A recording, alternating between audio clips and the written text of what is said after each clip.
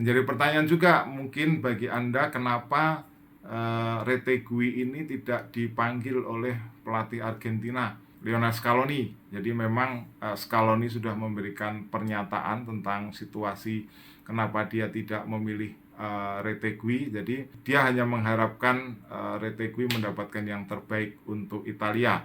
Karena menurut Scaloni, kami belum terlalu yakin.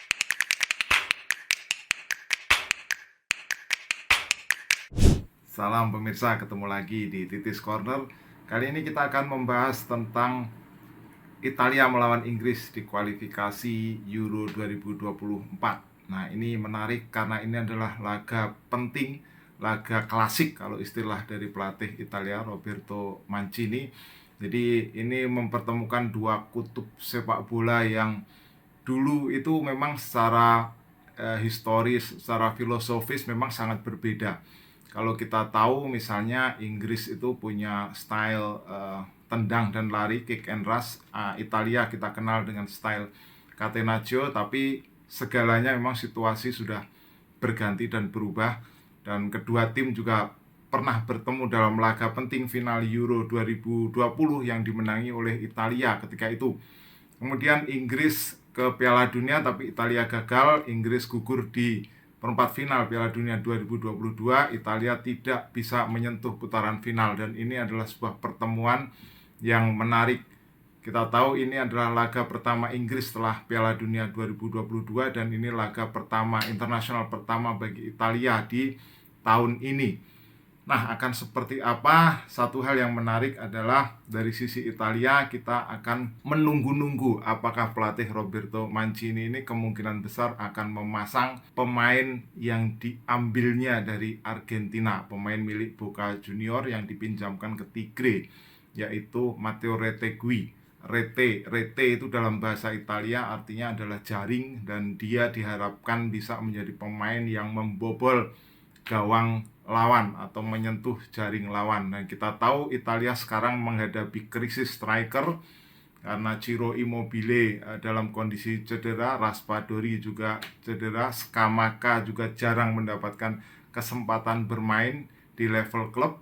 Nah, ini yang membuat pelatih Roberto Mancini harus memanggil pemain-pemain seperti Vincenzo Grifo, Freiburg, kemudian ada Wilfried Gnonto dari Leeds, pemain muda, dan juga Matteo Retegui yang diambil dari Argentina karena kondisi krisis striker. Nah, ini cukup unik karena apa? Karena Italia ini kan kita kenal sebagai negara yang selalu bisa menghasilkan striker hebat ya.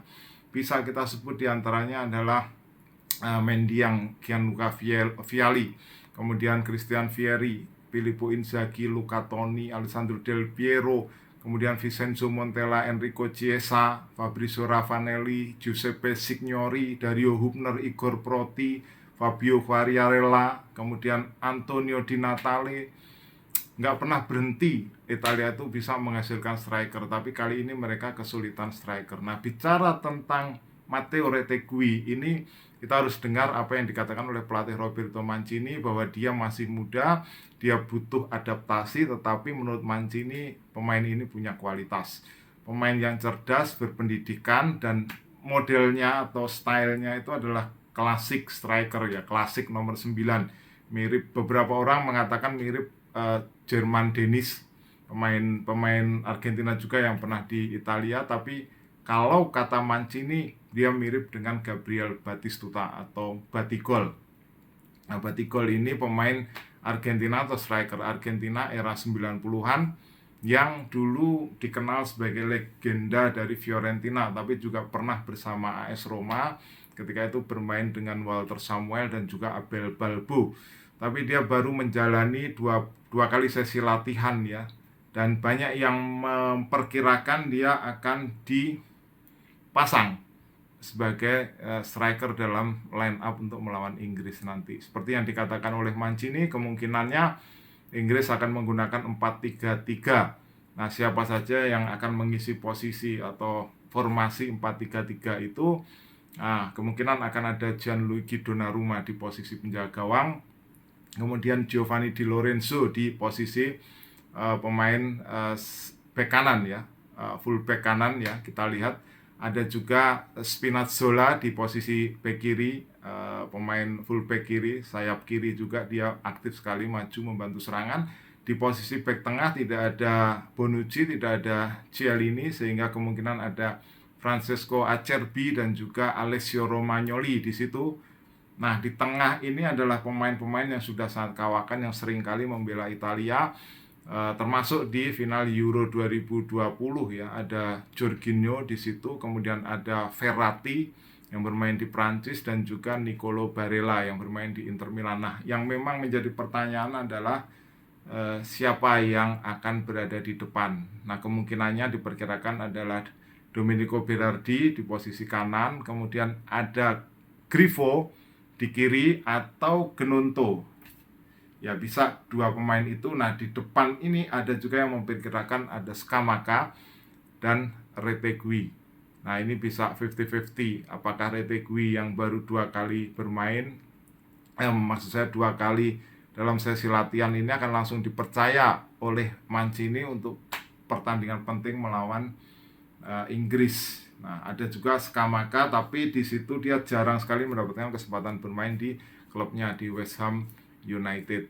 Nah, ini memang akan menjadi sangat menarik ya. Inggris sudah lama sekali tidak pernah main di Naples, di Napoli, lebih 30 tahun ya, terakhir di Piala Dunia 90. Kemudian kalau kita melihat juga, nah, situasi yang dialami oleh striker Italia ini yang menjadi banyak pertanyaan besar. Apakah nantinya Mancini akan bisa mengatasi problem lini depan Italia ini?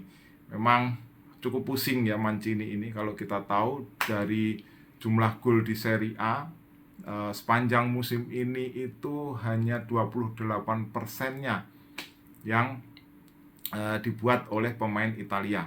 Nah, 2 yang tertinggi itu adalah Immobile dan Matteo Zaccagni. Nah, tapi dua-duanya tidak ada di sini.